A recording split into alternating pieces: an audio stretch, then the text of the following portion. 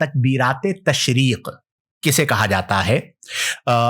مفتہ بھی قول کے مطابق فقہ حنفی میں 9 ذوالحج کی نماز فجر سے 13 ذوالحج کی نماز عصر تک با جماعت نماز کے بعد ایک بار تکبیر تشریق کہنا واجب اور 3 بار کہنا مستحب ہے۔ جو مسبوق ہے یا لاحق ہے وہ بھی اپنی نماز کی تکمیل کے بعد کم از کم ایک بار تکبیر کہے گا۔ ہماری مساجد کے اندر بلند آواز سے کہی جاتی ہیں اور یہ نبی کریم کی سنت مبارکہ ہے اور فقہ حنفی میں نبی کریم صلی اللہ علیہ وسلم کے عمل مبارک سے ثابت ہے۔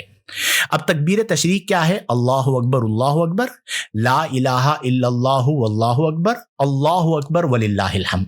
یہ جو تکبیر تشریق ہے، ایک سوال تو یہ ہوتا ہے کہ اسے تکبیر تشریق کیوں کہا جاتا ہے؟ حالانکہ 9 ذوالحج ایام تشریق میں نہیں ہیں، اس کے بعد والے ایام جو ہیں وہ ایام تشریق ہیں۔ تغلیباً کہہ دیا جاتا ہے کہ تکبیر تشریق کے جو ایام ہیں ان میں اکثر ایام تشریق ہیں، تو تغلیباً جو ہے اسے تکبیرات تشریق کہہ دیا جاتا ہے۔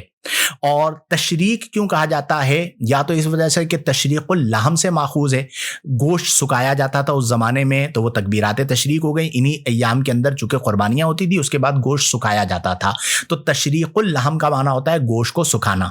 یا اسی طرح ایک قول یہ ہے کہ شروق الشمس سے ماخوذ ہے کہ نماز عید کی ادائیگی کے لیے سورج کے طلوع ہونے کا انتظار کرنا اور پھر اس کے 20 منٹ گزر چکنے کے بعد جو مکروہ وقت ہے وہ ختم ہو جائے پھر نماز عید کی ادائیگی کی جائے، تو دونوں اعتبار سے اسے تکبیر تشریق کہا جاتا ہے۔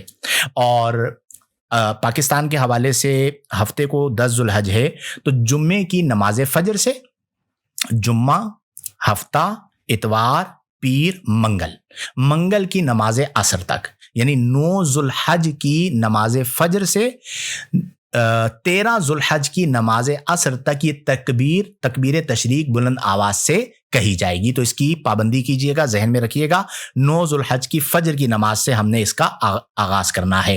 اور اگر کوئی منفرد نماز پڑھ رہا ہے تو اس پر اگرچہ واجب نہیں ہے، خواتین پر اگرچہ واجب نہیں ہے، لیکن وہ بھی پڑھ لیں تو سنت کی ادائیگی ہو جائے گی۔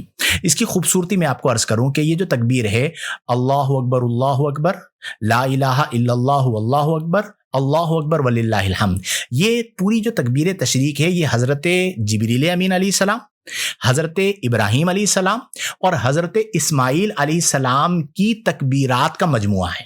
جب حضرت جبریل امین علیہ السلام جنتی مینڈھا لے کر آئے اور حضرت ابراہیم علیہ السلام چھری چلانے والے تھے تو ایک روایت کے مطابق حضرت جبریل امین علیہ السلام نے آواز لگائی اللہ اکبر اللہ اکبر، تو یہ پہلا حصہ ہو گیا حضرت جبریل امین علیہ السلام کے الفاظ۔ جب حضرت ابراہیم علیہ السلام نے اسے سنا تو آپ نے آواز بلند کی لا الہ الا اللہ واللہ اکبر، تو یہ حصہ حضرت ابراہیم علیہ السلام کا ہو گیا، انہوں نے شکر ادا کیا کہ جنتی مینڈا آ گیا۔ اور جب حضرت اسماعیل علیہ السلام کو خبر ملی کہ قربانی قبول ہو گئی ہے اور میری جگہ پر جنتی مینڈا آ گیا ہے تو انہوں نے کہا اللہ اکبر وللہ الحمد، تو گویا کہ اللہ اکبر یہ حصہ جبریل امین کے الفاظ، لا الہ الا اللہ واللہ اکبر یہ حصہ حضرت ابراہیم علیہ السلام کے الفاظ، اللہ اکبر وللہ الحمد یہ حصہ حضرت اسماعیل علیہ السلام کے الفاظ۔ تو یہ بڑی سعادت مندی کی بات ہے، ان دنوں میں ان تکبیرات کا خیال رکھا جائے۔